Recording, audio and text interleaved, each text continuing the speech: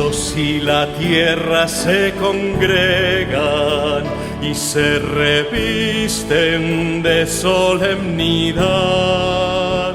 y unen sus voces en concordia acento para anunciar la insigne santidad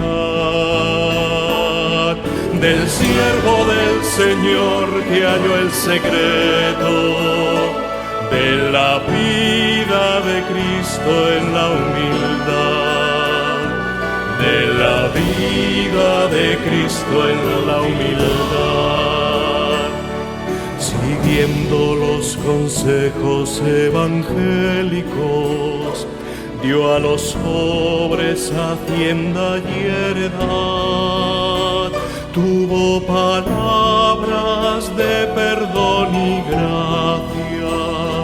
y anunció para todos la verdad,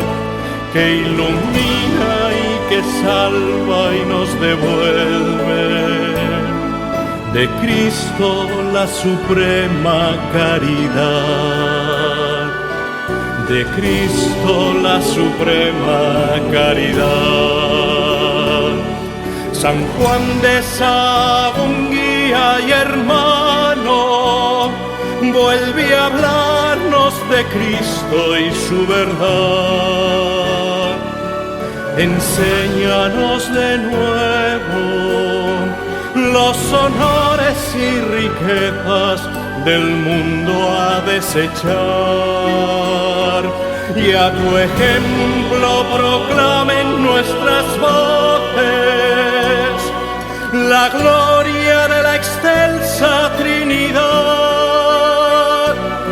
la gloria de la excelsa Trinidad.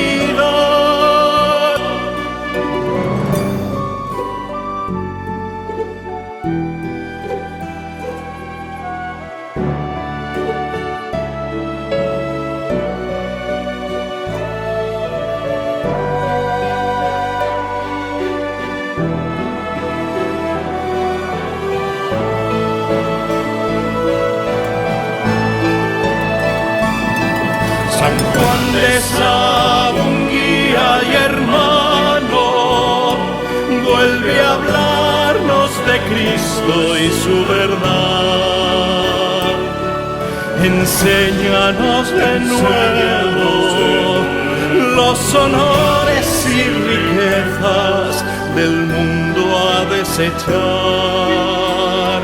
y a tu ejemplo proclamen nuestras voces